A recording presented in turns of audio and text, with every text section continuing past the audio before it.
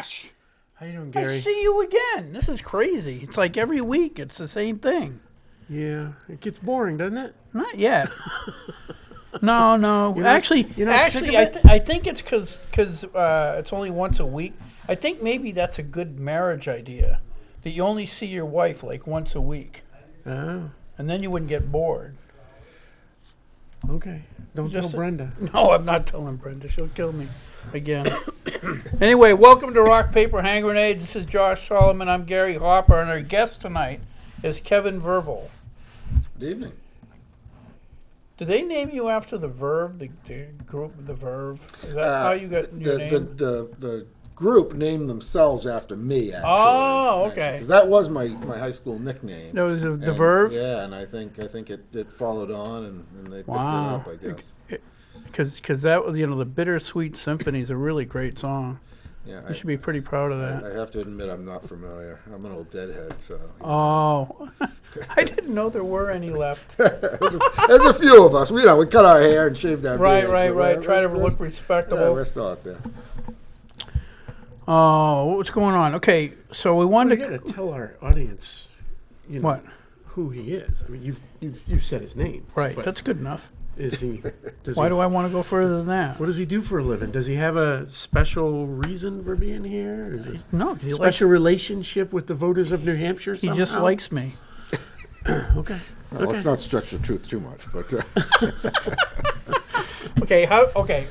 So you've been a state legislator for 3 terms. who am I and why am I here? Yeah. Who are you and why are you here exactly? Yeah, so I'm a third-term state rep. I'm a New Hampshire native, so I grew up in Pembroke. I'm a product of public schools and private schools. I've done a mixture of both through my life. I've worked as a chemist. I've worked as a high school science teacher.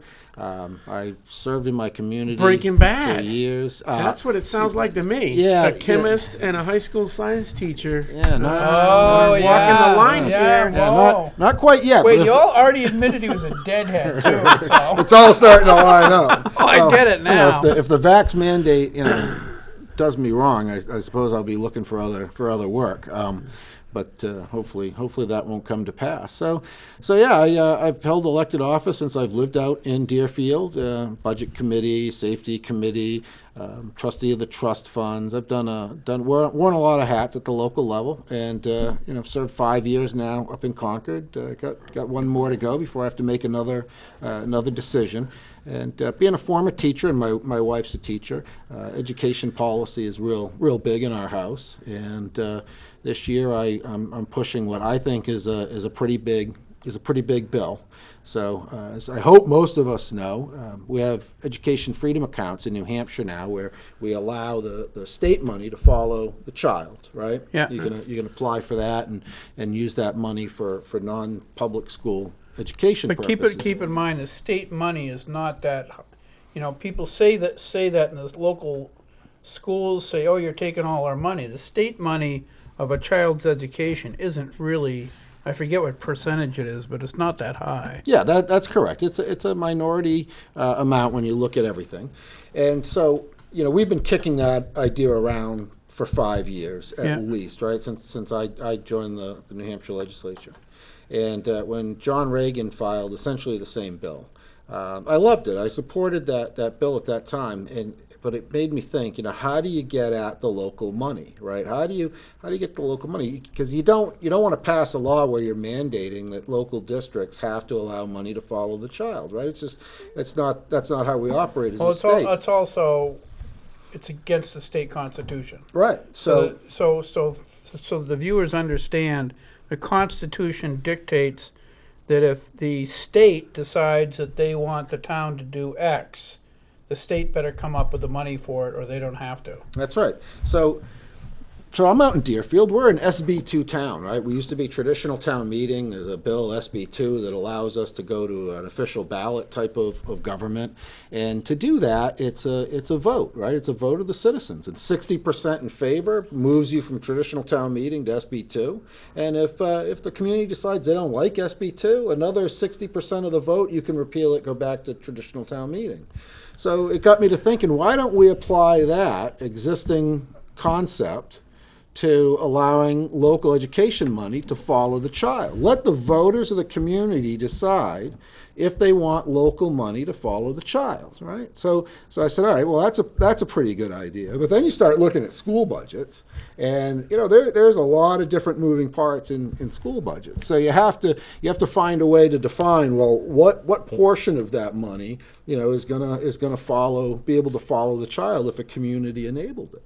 And so I've come up with, I think, a pretty good formula. So basically, we're taking the locally raised money for education.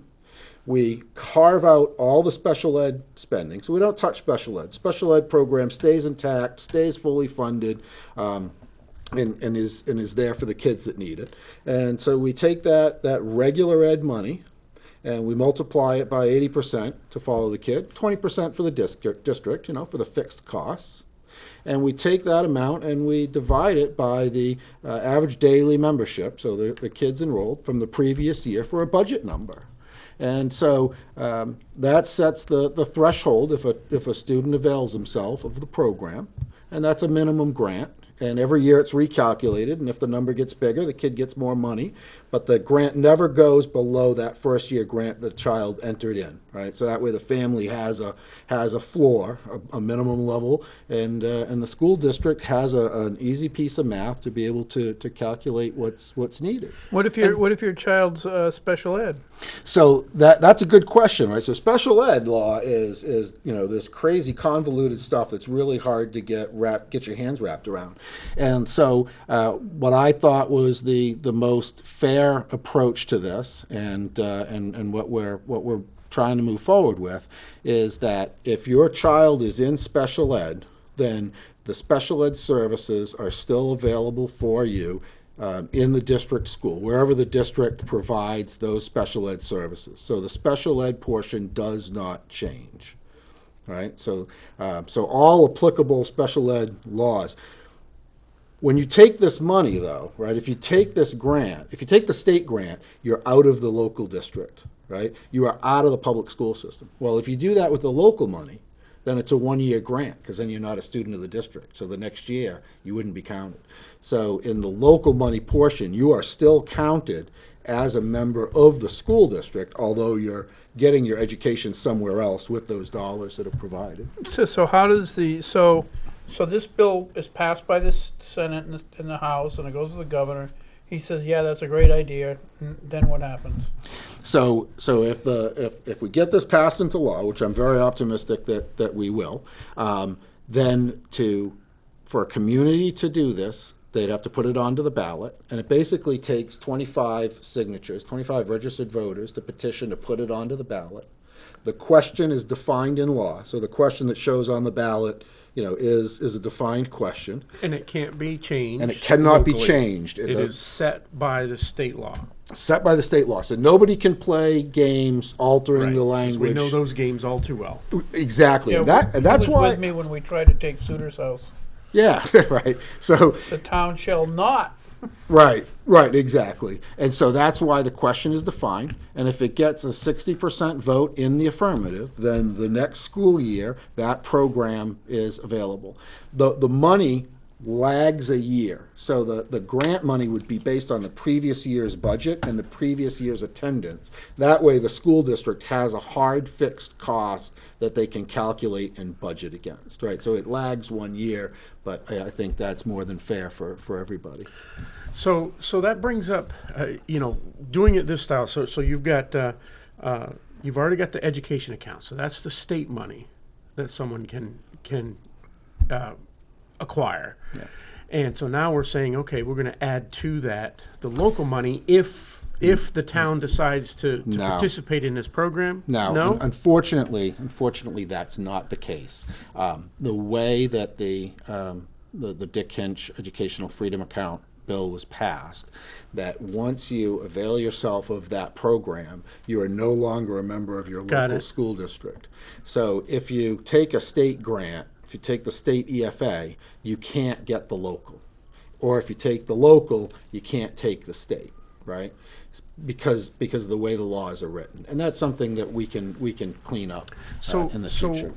Because it seems like Is if it- you had the local money and the state money combined, now somebody that's working at McDonald's could probably afford to send their kid to a, virtually anywhere. Anywhere. So my original bill had state and local money, right? But because the Dick Hinch bill sped ahead, it seemed more prudent to remove that language since we already had existing law around the state money. But that's something that could be reconciled in a year or two. So can you give us an example of where someone may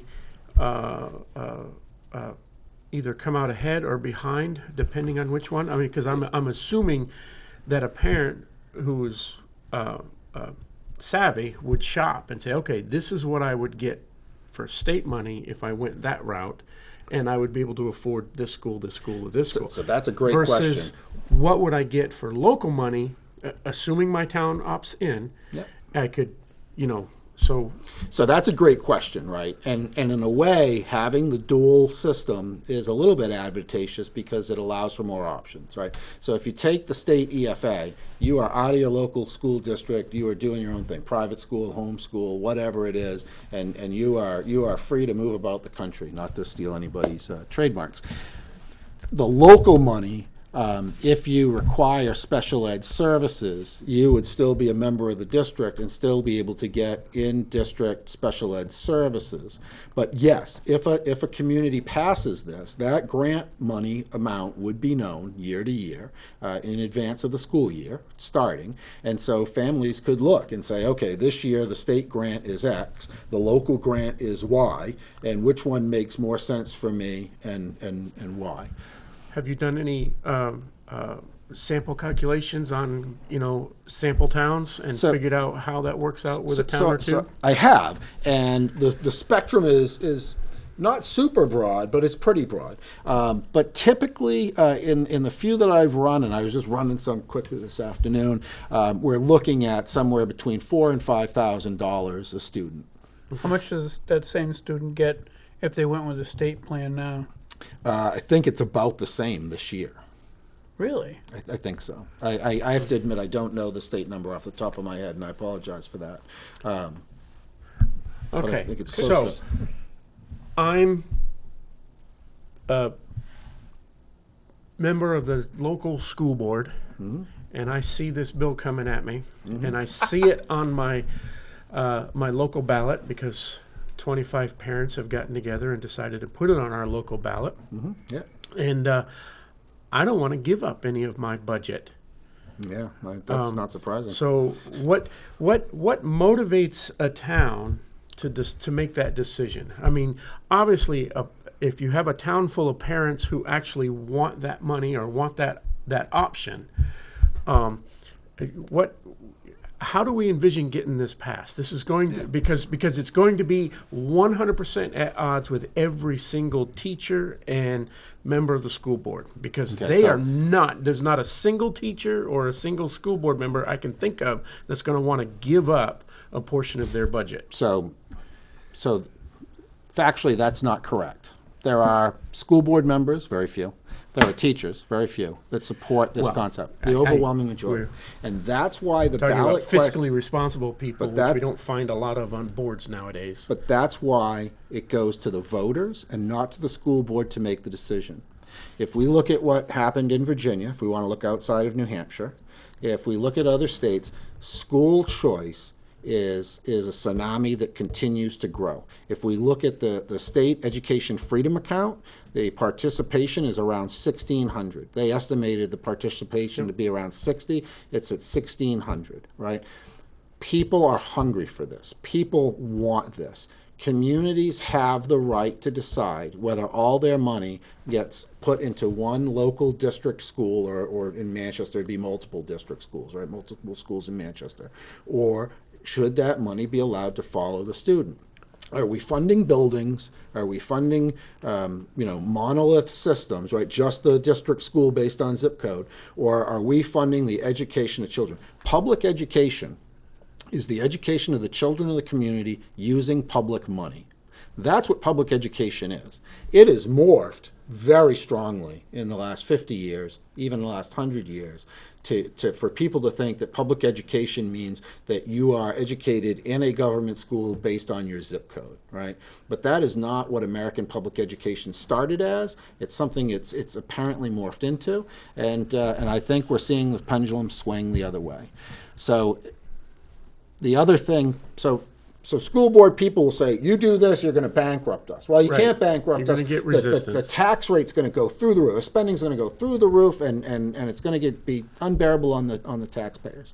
And that's why you can repeal this bill in a local this account in a local community with a 60%.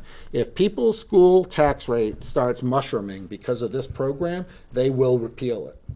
Now, that's not fair to kids that are in it. So any kid that's in the program is grandfathered in until they graduate high school or hit Right, 20 so once years they're old. in. So that leads me to the next thing, because this is something that's happening in Manchester and I think some other places. We've got school boards trying to get executive orders and/or local warrants passed that give the school board the ability to set tax rate for the school tax rate. Yeah, that's certainly in Manchester. And I'm that's not sure how taking many- place here in Manchester. Yeah, I'm aware of that. So if that takes place, then I see the perfect storm.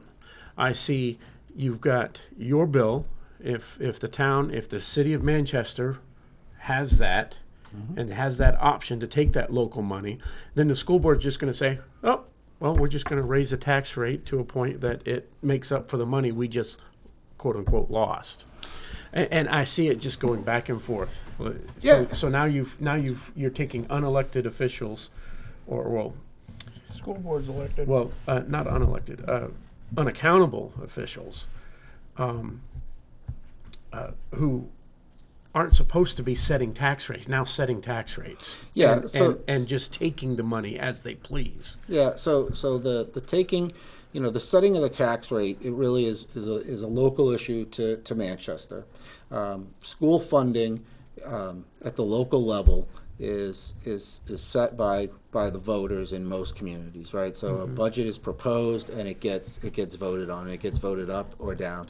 If it's traditional town meeting, it always gets voted up. They adjust it to the number that they can get to pass. In an SB2 town, we have a proposed budget and a default budget. Default budget's the previous year's spending. Changed for contractual agreements, right? And that's it. No more, no less. Theoretically. Well, no, because there was a lawsuit that said that a taxpayer has standing against the default budget. So the days of playing games with default budgets is over, so long as you have somebody watching the numbers and willing to take the town to court. But we digress. Here's the other thing, right? People say, well, all these kids are gonna leave the public school and it's gonna be a nightmare. If public schools are as good as they say they are, Then no parents would want their then kids to leave. most kids will stay in public school. The other thing is most families want their kids going to school with their neighbors' kids. They want their children to have a sense of community, to be going to school and to be playing sports and growing up with their friends and neighbors, to have a sense of community. The other thing is once you choose to leave the district school, because again, we're only counting you so that each year you get the grant for membership. Once you take that grant, the free transportation goes away, right? A lot of people need that or want that free transportation, that bus service. So there's a lot of reasons most kids are, well served, well suited, and would stay in the local public school. The other fact of the matter is there cannot be any mass exodus out of New Hampshire public schools. And for the simple reason, there is no inventory available in this state for a mass exodus out of public schools. All the private school seats are full.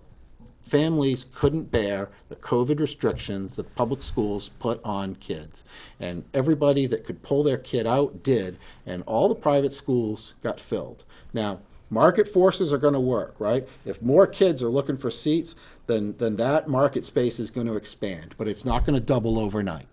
And if a town sees that their kids are choosing something other than the district school, if as soon as a seat's available, they're jumping into it to get out, That tells the local district school, you are not producing the product that your customers want. And for that, you have to retool and produce Now you're starting to hold schools and teachers unions accountable for what they teach our children. And they really don't want to fall for that. So I have to stop you there. So I understand your sentiment, all right? We have to stop blaming the teachers. The teachers union, let me finish, please. The teachers union, you can throw under the bus all day, every day. I have no qualms there. Teachers work for the administration. They do what they're told. The administration works for the school board. They're supposed to do what they're told. Some school districts behave opposite. The school board believes they work for the administration.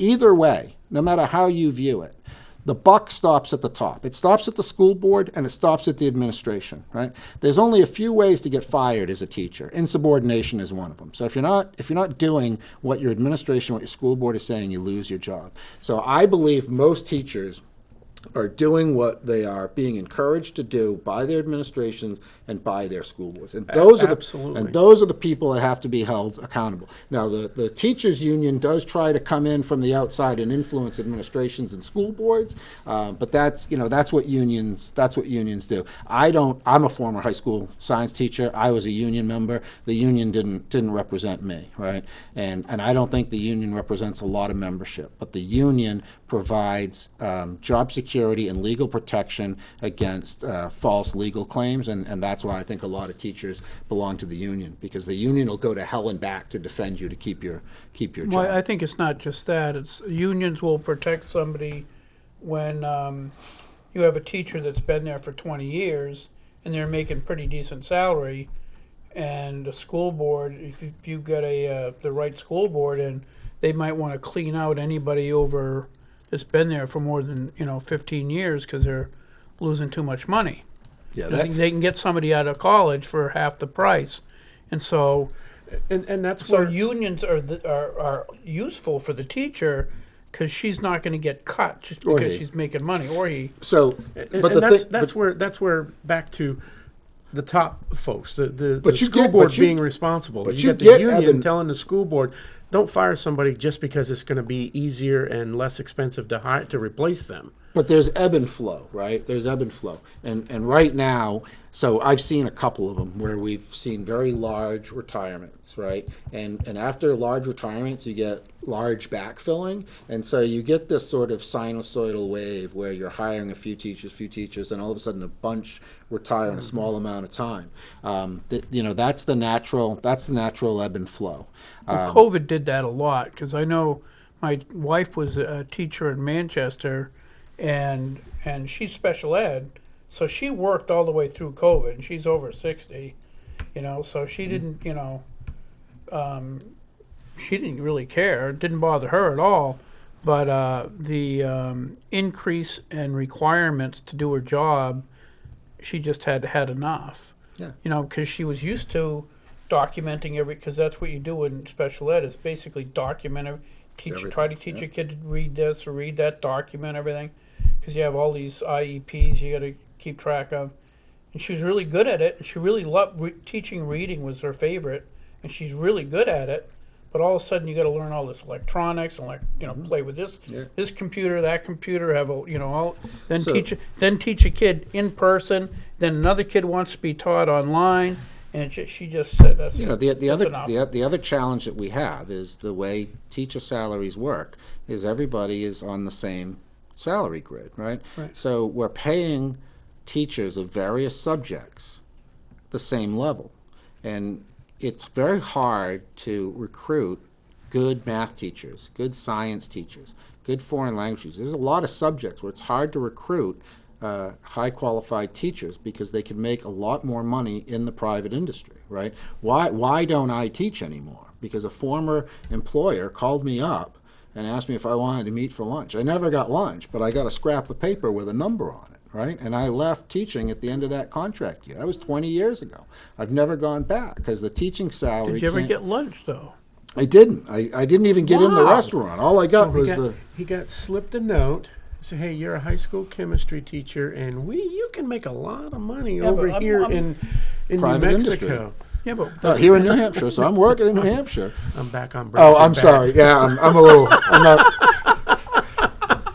But that's, that's another challenge with that industry, is because we're paying. So you've got certain professions which have more teachers than opportunity. You have other subjects where you have fewer teachers than you have opportunity, but we pay them all the same. We pretend that they're all equal, and so the market forces are grossly distorted, and that doesn't help our public education system either. I think also we have in Manchester, I'm sure it's everywhere else, is parents are getting sick and tired of sending their children to be indoctrinated.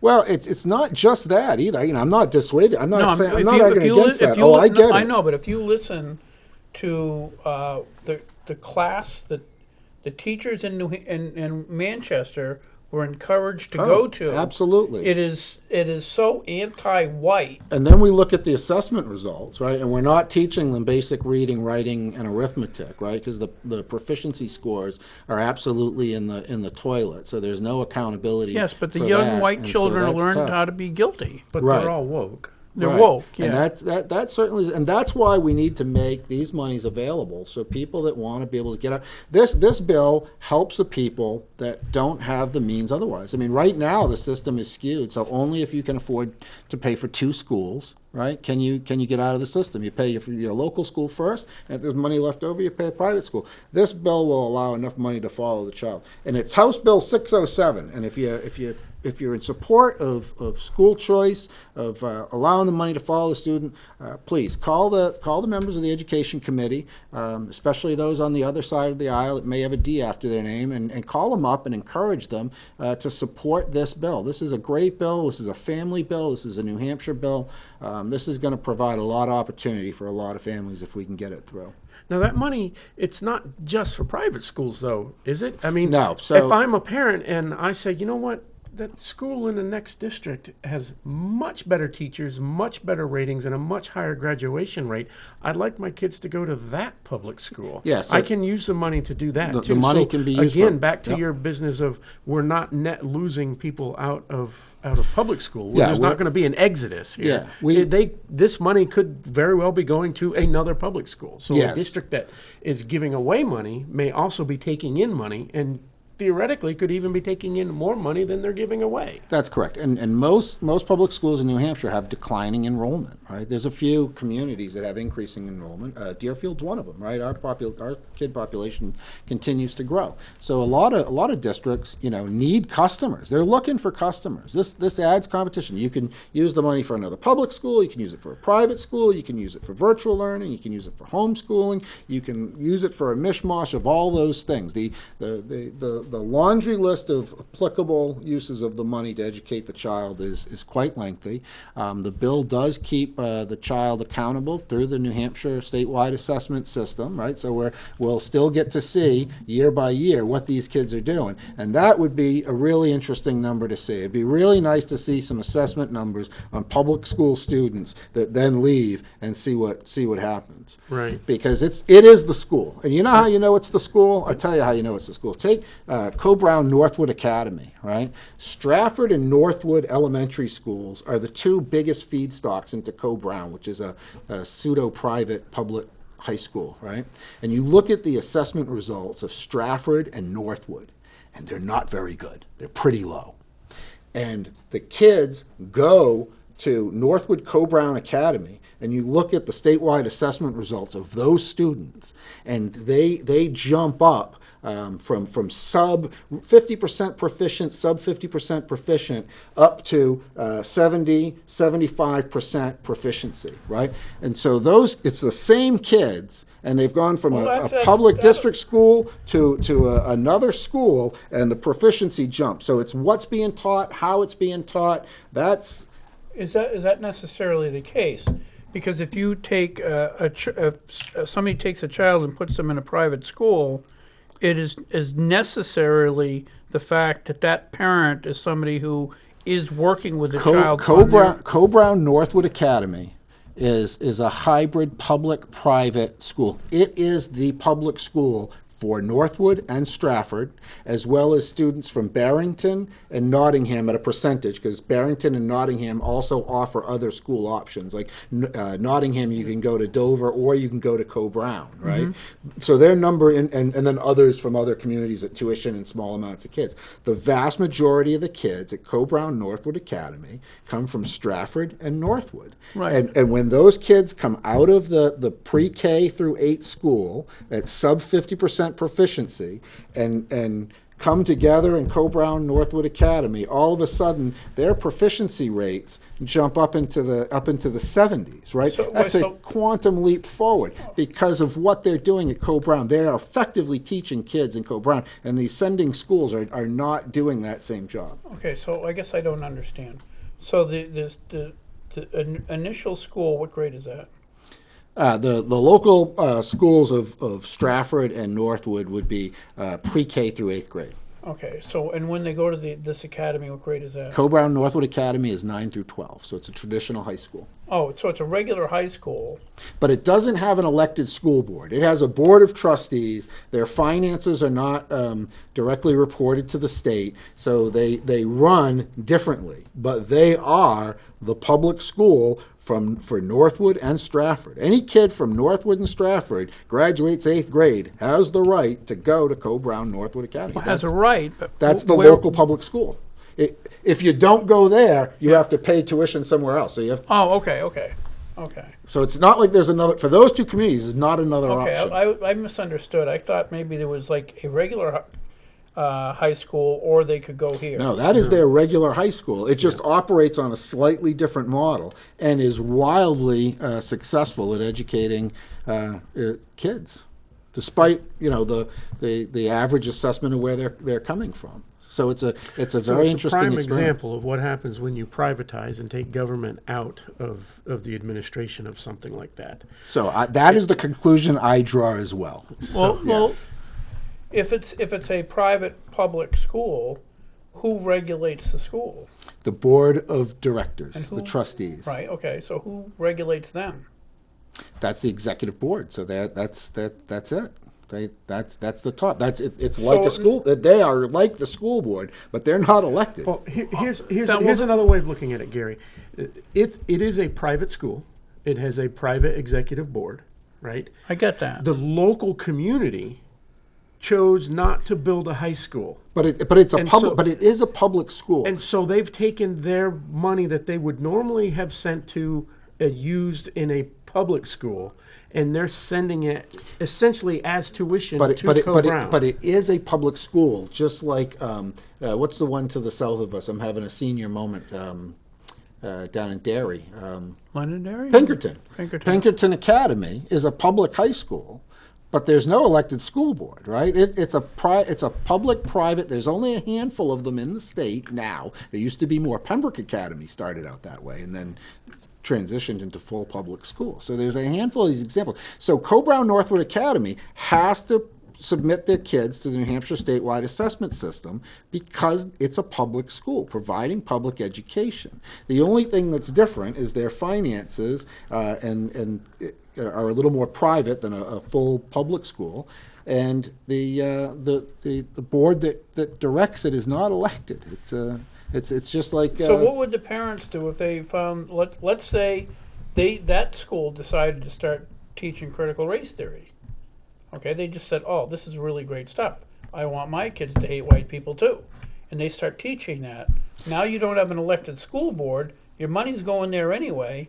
Well, so the difficulty. How do you rectify? The difficulty with teaching critical race theory is that it is illegal in the state of New Hampshire at this time to teach divisive concepts, and the most objectionable material that's found in critical race theory, right, is divisive concepts, Right. And so it is illegal to teach that. That's only recent, though. That's very recent. We just recent. passed it into law this summer. I guess Gary's looking for what recourse does a parent have, or does the community of parents have, if the school, because it's a public/private school, they don't answer their curriculum, their finances, they don't answer to the public system.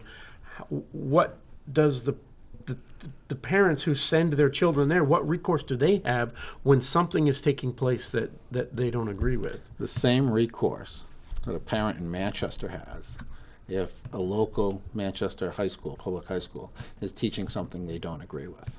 Well, Because a you Manchester don't- parent can go to the polls and oust the entire school board, and the school board is responsible for that. But So a community- they can't go so a and co- oust that executive committee. So a community that is sending their children to a school, right? They're tuitioning in, essentially, could choose to tuition somewhere else.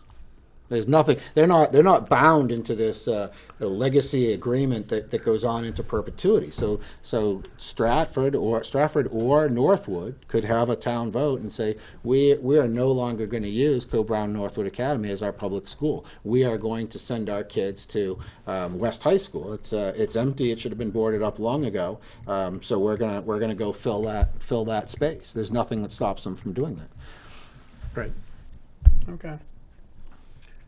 It just seems a little I'm So glad it does. I'm glad that it's different. working well, It's but different and it's odd, but it works extremely well, right? And it's one of the best performing high schools in the state, year after year after year, right? Right. And they are running a business, right? They need towns to tuition their kids to that school. They are providing the product that families want.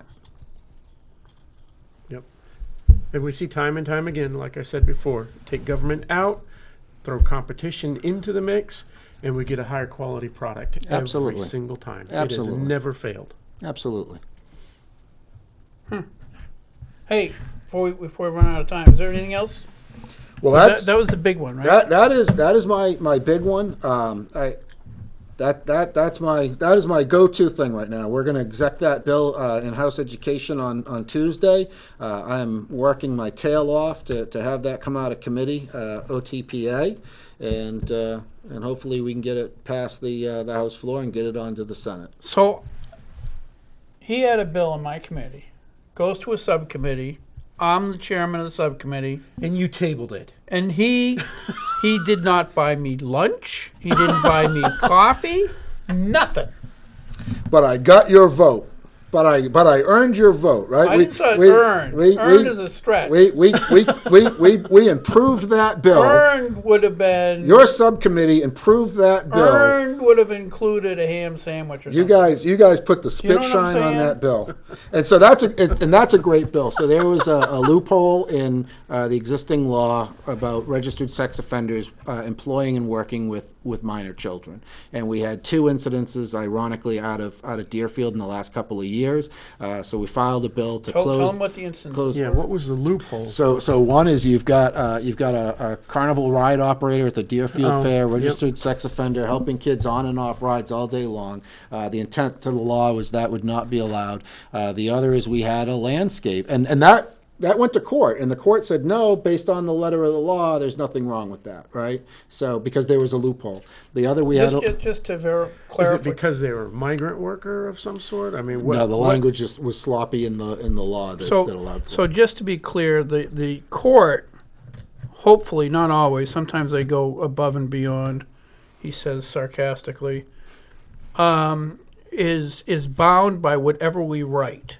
So we can write a bill and intend it to mean X, but it goes to the court, and the court says, well, that's not what it says. Right, it says We don't Y. really care what you intend. Right. This is- And, this is- so the other one was a landscaper, again, registered sex offender, hired and was working, in a what's the word I'm looking for, in a managerial role, over minors.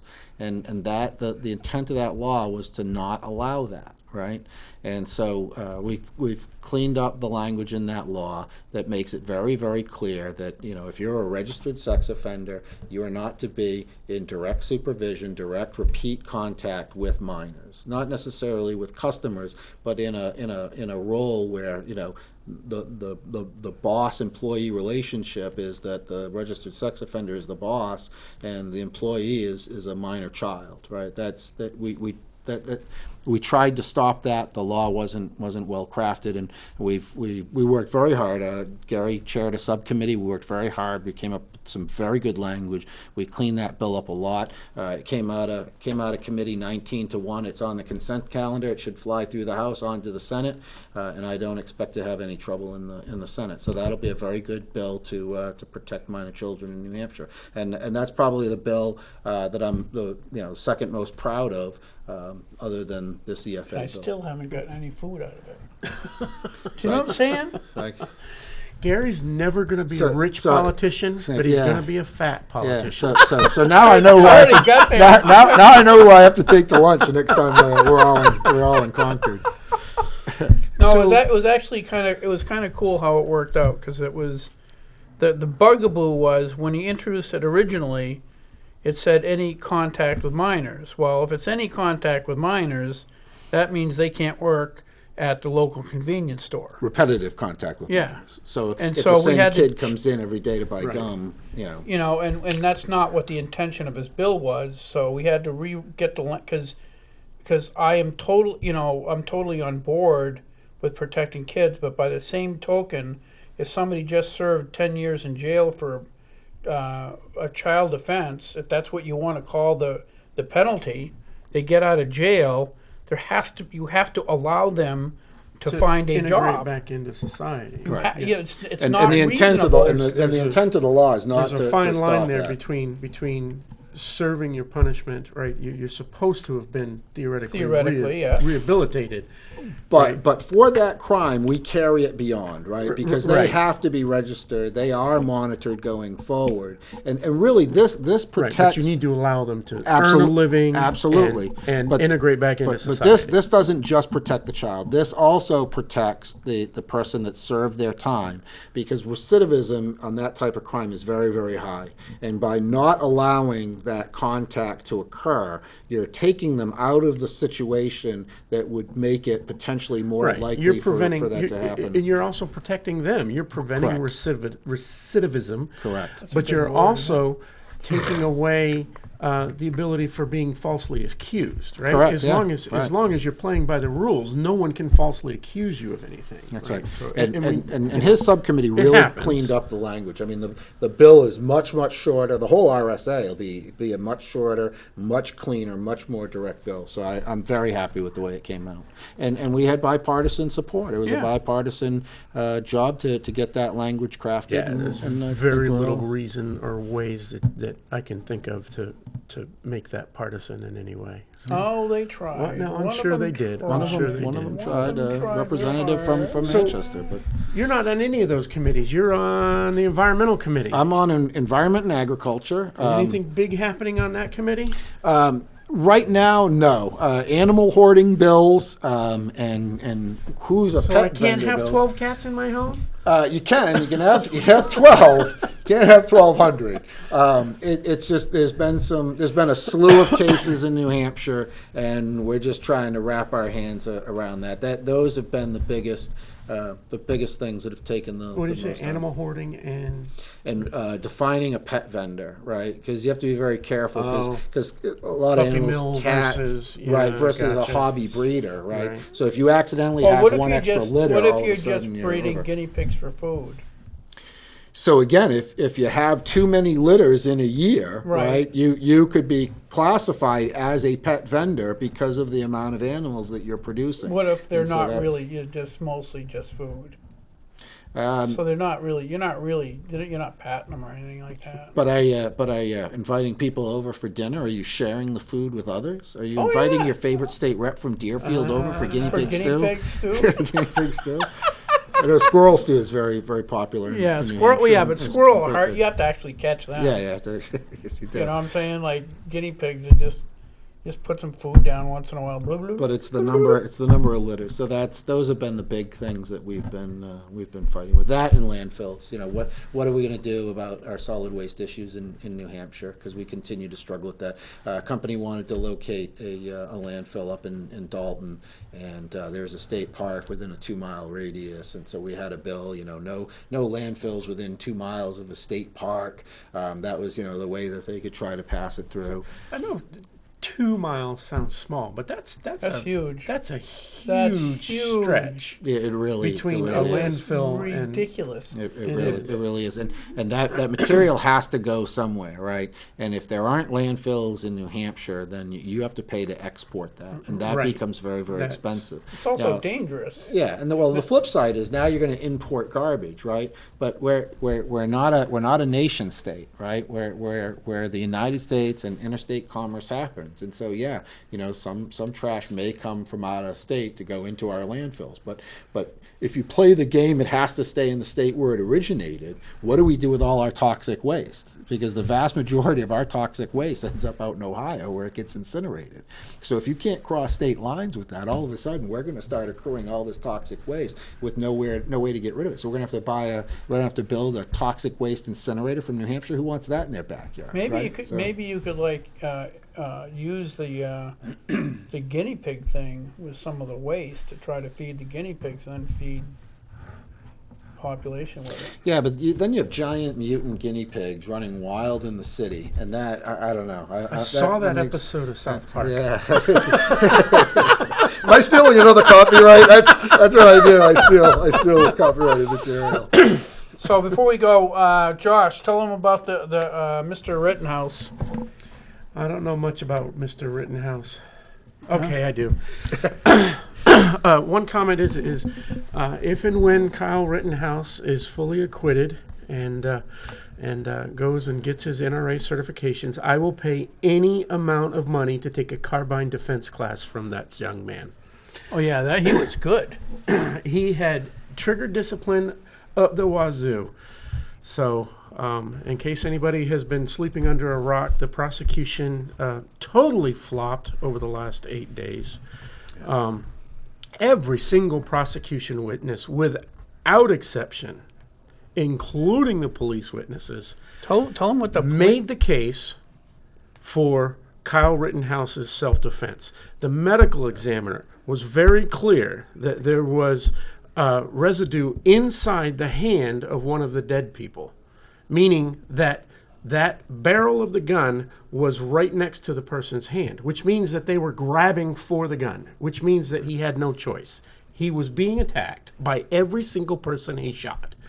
Yeah, that's right. The fact that he didn't shoot any innocent bystanders was actually pretty amazing. Very disciplined. And the other thing too is the other news media has been said that he was basically a racist terrorist. So if that's true, he hates white people. Yeah, the interesting part, though, is nobody's actually proffered any proof to substantiate those allegations. No, none at all. They don't need which that. is quite typical. I have to admit, I've only been following it cursorily, but what I've seen is absolutely dumbfounding that this case was even brought by the Yeah, prosecution. and there's plenty of prosecutorial misconduct, as evidenced by one of the police officers who testified. That was really good. Go. The video of this is incredible. You can look it up. I don't remember the police officer's name, but the police officer was on the stand, and he was being cross-examined by the defense, and they asked him about a particular incident where the police officer had in his possession the cell phone of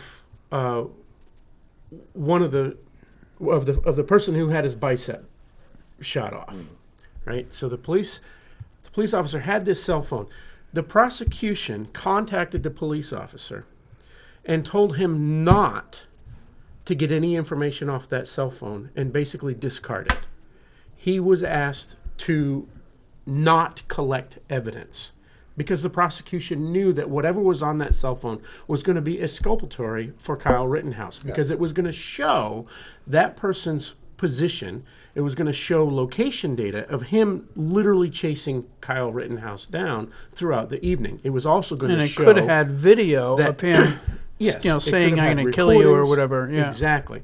And so So the police officer was asked by the prosecution to not collect exculpatory evidence. That was the first thing that the police So just so officer the viewers testified. know, if a police department has exculpatory evidence on a defendant, they have to give it to the defense. And the There is prosecution no- did not want to do that. That has gone to the Supreme Court. So in effect, they were withholding exculpatory evidence, even though they weren't sure it was. Right. They suspected that there was plenty of exculpatory evidence on this So phone. they said, don't and get they it. said, don't collect it. Yeah. That way they can say plausible deniability, et cetera. That wasn't even the most egregious thing that the prosecution did with this particular police officer. He testified about a meeting where he was called into the prosecutor's office, and the prosecutor asked him a question. He said, "Officer, would you like to amend your statement from that evening?" And he says, "No, I've everything that I need to say is in that statement. I don't need to edit it in any way." And the prosecution held up a photograph and said, "Do you know who this person is?" And it's a photograph of somebody that was running around that evening. And the police officer says, "No, I don't recognize anybody in that photograph." And the prosecution put the paper down. This is a private meeting between the prosecution and the attorney general and the police officer. The prosecution put the paper down and said, "Officer, that is Joshua so-and-so. And you've been subpoenaed in another case with him." And the officer says, "Okay, I've been subpoenaed, but I still don't know what he looks like." Right? And so then the prosecution picks up the picture again and says, "Do you know who this person is?" And he says, "Yeah, that's Joshua so-and-so. You just told me it was. Now that you know who it is, would you like to amend your statement about this person in your report?" And he says, "No, because I didn't know any of that at the time that I wrote the report or at the time that I was out there that evening. So I'm not going to amend my statement." And then he said he left that meeting and immediately got a lawyer because the prosecution had done two things to this particular police officer even before the trial started. They made him deliberately not collect exculpatory evidence, and they attempted to get him to change his testimony, Yeah. right? And then while he was on the stand, they said, "Well, that's not really how it went, right? This is we only asked you if you wanted to change it." And he looked at the prosecutor right in the eye on the stand and said, "No, you deliberately told me to change my statement." Oh. So this is a terrible, terrible thing for this prosecutor. They I don't know where they got this The judge job. has already The yelled judge at has, him and has reprimanded this him. prosecutor several times, violating Kyle Rittenhouse's Fifth Amendment rights Yeah. to keep quiet. I don't see how they have a job after this trial, the AG or the prosecutor. Yeah, let's hope so. Well, yeah, exactly. Let's hope so. Kevin, thanks for hanging out with us. Hey, thank you. You gonna come back again? I hope so. If Okay. you guys will have me back, I Well, I appreciate don't- the well, invitation. so- And See you. Sure. Sandwich. apparently, if I gotta want to bring get back, food. I Gotta bring food. A ham sandwich, at least. At least. I'll have to talk to his wife and see what his favorite meal is. Oh yeah. I'm just a jerk. Okay. Hey. Well, that's why we get along so I good. know. Oh, you should have seen it. This is when we were over at the. This is so funny. Sportsplex over in The Bedford. Sportsplex, theoretically the Oh, State okay. House or the Reps Hall, and you, myself, and Sue DeLamus started doing a trio. I forget what song it was. It was a good song from the '60s. I don't remember I think I which. started it, and then he joined in, and Sue joined We in. had a nice We're all- acapella we're- going. Yeah. Nice. But it was pretty great. So in our day jobs, let us down. We're gonna reform the band, putting the Gonna band back reform the together. band. Putting the band back together. All right. Hey, thanks, Kevin. Thank you. Thanks, Josh. You're the best. Sure. Yeah, tonight. Once in a row. I need a ride back to my car, so. See you later.